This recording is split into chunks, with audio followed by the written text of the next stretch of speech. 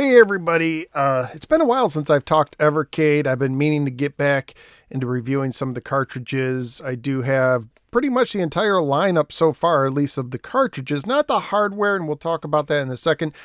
But I wonder if Evercade is starting to jump the shark when it comes to prices. Are they becoming too expensive and getting out of their core base? So let's talk about it. So January 8th, 2025, they issued this press release that prices are going up. So their standard cartridges, they're now going to be $25 US. They used to be 20, so that's a 25% increase. That's pretty significant. And the GigaCart, that's the bigger memory cartridges, I think like Tomb Raiders on that, are now going to be 30 instead of 25. And, I'm a Gen Xer. I remember when a $20 bill was like a lot of money, but $20 seemed to be a sweet spot. I also collect some toys, and there's like, adult action figures. Action figures are targeting adult collectors, like the G.I. Joes and stuff like that, the classifieds that used to be $20, and now they're like $22. They've gone up a little bit. So this is actually a bigger jump than a lot of people. It's not surprising because so much has happened when it comes to inflation. It just seems a little bit jarring. It's actually making me rethink. Used to be that any cartridge comes out, I'm buying it. $20 seemed to be a sweet spot. Now $25, I'm actually thinking, I know it's just $5, but maybe it's not, maybe it's just me, but I'm actually thinking about it. And I want to point out something too. So here's their cartridges. I want to look at their Indie Heroes collection. So let's find the very first one down here, Indie Heroes Collection 1. It had 14 games. It might be hard to see, but it says 14 games. So let's find Indie Collection 2. It has 12 games.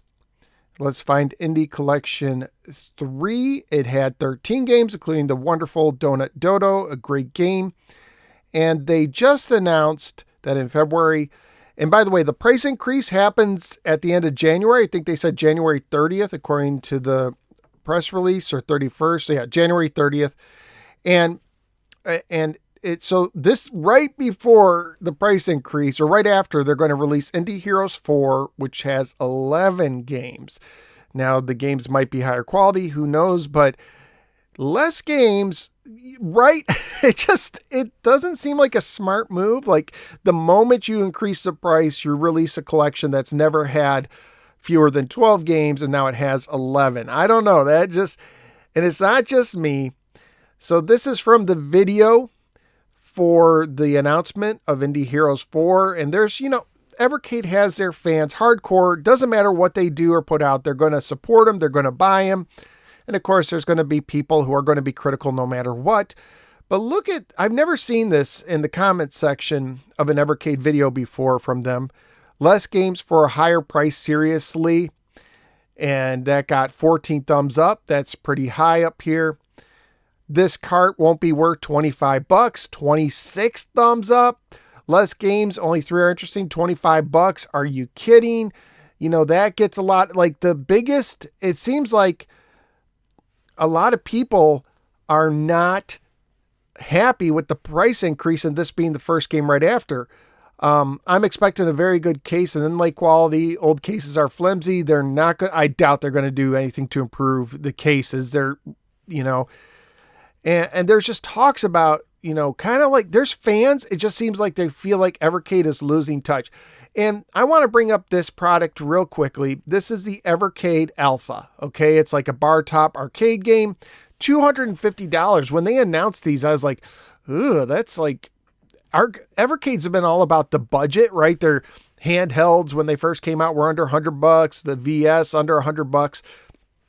And then you get this thing, which for Evercade standards is premium. Okay. An 8-inch screen, a little arcade. You could play Evercade. I mean, it's kind of cool. But also some of the quality control seems to be suspect according to some of the reviews. So a lot of people, of course, were happy with it. This one said that they couldn't get it to work. It got stuck on the language. They got a replacement, and it still has some details not working as intended. Likes that it has all the Mega Man games. Nice mini cabinet. Artwork is great. Light up marquee. Good screen. But the protective film, is giving them problems, and the buttons and joystick feel cheap. And look at this, like the film over the screen, they had a hard time removing it. And that would drive me crazy if I bought a unit and I couldn't get that out of the crevice there. And this person said the joystick was dead on arrival. This one said a funky joystick. And some of the recent portable systems, the Evercade, was it R's, the EXP R's, they have some battery issues apparently in some of them. So it's just, I am an Evercade fan. Okay. I enjoy the Evercade, but I feel like they're starting to go a little bit to the wrong direction. They're getting away from their budget focus, staying, cheap. I'd almost rather them release collections with a few less games rather than raise the cartridge price, or only raise the cartridge price, a couple bucks, not 25%. It does have me thinking about it. You tell me, is it just me? Is it just me that's like, okay, maybe this is too much. Maybe they're leaving it, or is this for you too much? Is this having you, if you're an Evercade fan, are you rethinking things? It seems like there's a section that's like, Blaze, we think you're kind of going the wrong direction. Hopefully Blaze continues to put out good Evercade cartridges. Hopefully some great collections are in the future if you're a fan. But I don't know. I don't like some of the recent steps. Let me know what you think in the comments below, and I will see you next time.